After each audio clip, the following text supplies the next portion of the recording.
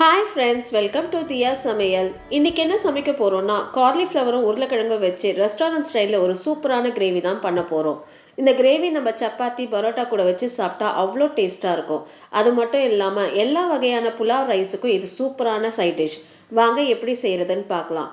அதுக்கு முன்னாடி இப்போ தான் ஃபர்ஸ்ட் டைம் என் சேனலை பார்க்குறீங்கன்னா என் சேனலை சப்ஸ்கிரைப் பண்ணிவிட்டு பக்கத்தில் இருக்க பெல் ஐக்கானை கிளிக் பண்ணிவிட்டு வாங்க. காலிஃப்ளவரில் குட்டி குட்டி பூச்சி இருக்கும், அதனால் காலிஃப்ளவரை கட் பண்ணி சுடுதண்ணியில் ஒரு 5 நிமிஷம் போட்டு எடுங்க. அப்போ தான் பூக்குள்ளெல்லாம் நல்லா க்ளீன் ஆகி வரும். தண்ணி நல்லா கொதிக்க ஆரம்பிக்குது. ஒரு 1/4 ஸ்பூன் உப்பு சேர்த்துக்கோங்க, 1/4 ஸ்பூன் மஞ்சப்பொடி சேர்த்துக்கோங்க. ஒரு மீடியம் சைஸ் காலிஃப்ளவரை கட் பண்ணி எடுத்துருக்கேன், அதையும் தண்ணியில் சேர்த்துக்கோங்க. மஞ்சப்பொடி உப்பு காலிஃப்ளவர் சேர்த்து ஒரு கலரி விட்டு அடுப்பு ஆஃப் பண்ணிவிடுங்க. ஒரு 5 நிமிஷம் இந்த சுடு தண்ணியில் அப்படியே இருக்கட்டும். காலிஃப்ளவரை 5 நிமிஷம் சுடு தண்ணியில் போட்டு வச்சாச்சு. இப்போ காலிஃப்ளவரை தண்ணி வடிகட்டி ஒரு பிளேட்டில் எடுத்து வச்சுக்கலாம்.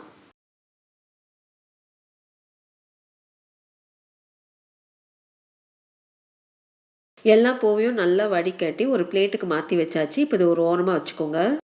இப்போ கிரேவிக்காக ஒரு ஃப்ரெஷ் மசாலா ரெடி பண்ண போகிறோம். அதுக்காக ஒரு கடாயை எடுத்துக்கோங்க.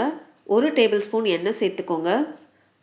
எண்ணெய் நல்லா சூடான பிறகு ஒரு பட்டை சேர்த்துக்கோங்க, 2 கிராம்பு சேர்த்துக்கோங்க, ஒரு ஸ்டார் பூ சேர்த்துக்கோங்க, ஒரு ஏலக்காய் சேர்த்துக்கோங்க, உடச்ச முந்திரி 10 சேர்த்துக்கோங்க, 1/4 ஸ்பூன் சீரகம் சேர்த்துக்கோங்க.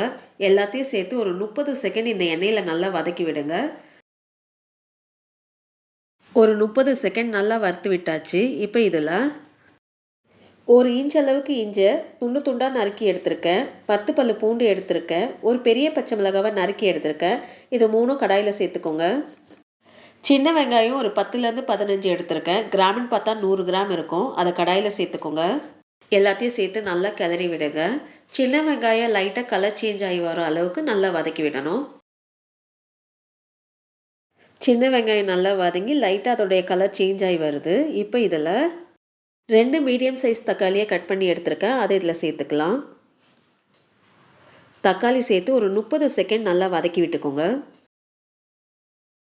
தக்காளி சேர்த்து ஒரு 30 செகண்ட் நல்லா வதக்கி விட்டாச்சு. இப்போ இதில் 1 ஸ்பூன் காஷ்மீரி மிளகாத்தூள் சேர்த்துக்கோங்க.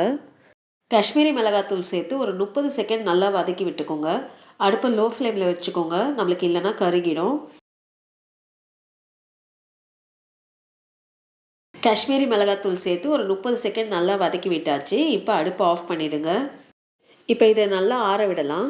நல்லா ஆற விட்டாச்சு. இப்போ இதை ஒரு மிக்ஸி ஜாருக்கு மாற்றிக்கோங்க.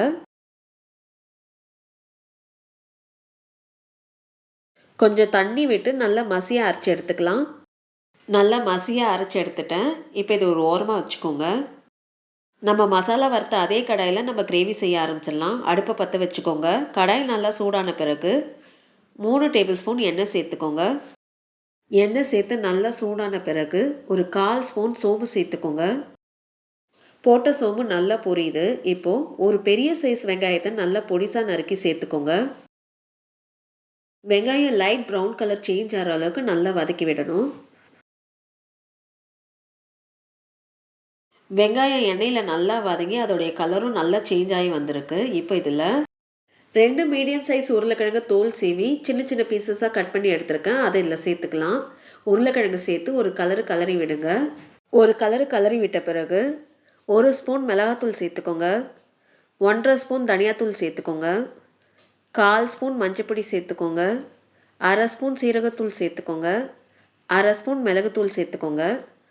ட்ரை மசாலா பொடி சேர்த்து நல்லா கிளறி விடுங்க. ஒரு நிமிஷம் இந்த உருளைக்கிழங்கு வெங்காயம் எண்ணெயோட நல்லா வதக்கி விடலாம். ட்ரை மசாலா சேர்த்து ஒரு நிமிஷம் நல்லா வதக்கி விட்டாச்சு. இப்போ இதில் நம்ம அரைச்சி வச்சிருக்க மசாலாவை இப்போ இதில் சேர்த்துக்கலாம். மிக்ஸி ஜாரில் கொஞ்சமாக தண்ணி சேர்த்து அலசி அதையும் கடாயில் சேர்த்துக்கோங்க. தேவையான அளவு உப்பு சேர்த்துக்கோங்க. எல்லாத்தையும் சேர்த்து நல்லா கிளறி விடுங்க. ஒரு நிமிஷம் நல்லா பெரட்டி விட்டால் போதும். 1 நிமிஷம் நல்லா பெரட்டி விட்டாச்சு. இப்போ இதில் 2 ஸ்பூன் ஃப்ரெஷ்ஷான தயிரை சேர்த்துக்கோங்க. தயிர் சேர்த்து நல்லா மிக்ஸ் பண்ணுங்கள். தயிரோடைய கட்டித்தன்மை போகிற அளவுக்கு நல்லா மிக்ஸ் பண்ணணும். ஒரு 30 செகண்ட் மிக்ஸ் பண்ணி விட்டால் போதும். தயிர் சேர்த்து நல்லா மிக்ஸ் பண்ணி விட்டுட்டேன். இப்போ இதில் நம்ம சுடு தண்ணியில் போட்டு எடுத்து வச்ச காலிஃப்ளவரை இப்போ இதில் சேர்த்துக்கோங்க. காலிஃப்ளவர் சேர்த்து அந்த மசாலாவோட நல்லா பெரட்டி விடுங்க. ஒரு 30 செகண்ட் பெரட்டி விடுங்க போதும். காலிஃப்ளவர் அந்த மசாலாவோட நல்லா பெரட்டி விட்டாச்சு. இப்போது 1லேருந்து 2 கிளாஸ் தண்ணி சேர்த்துக்கோங்க. உங்களுக்கு கிரேவி எந்த திக்னஸ்க்கு தேவையோ அதுக்கேற்ற மாதிரி நீங்கள் தண்ணி சேர்த்துக்கோங்க.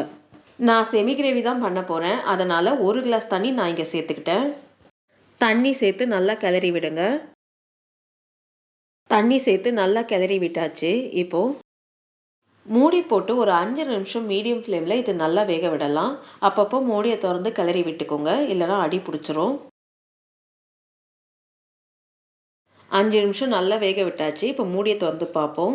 எண்ணெய்லாம் நல்லா பிரிஞ்சு வந்திருக்கு பாருங்கள். ஒரு கலரி விடுங்க. காலிஃப்ளவரும் உருளைக்கிழங்கும் நல்லா வெந்து வந்திருக்கு பாருங்கள்.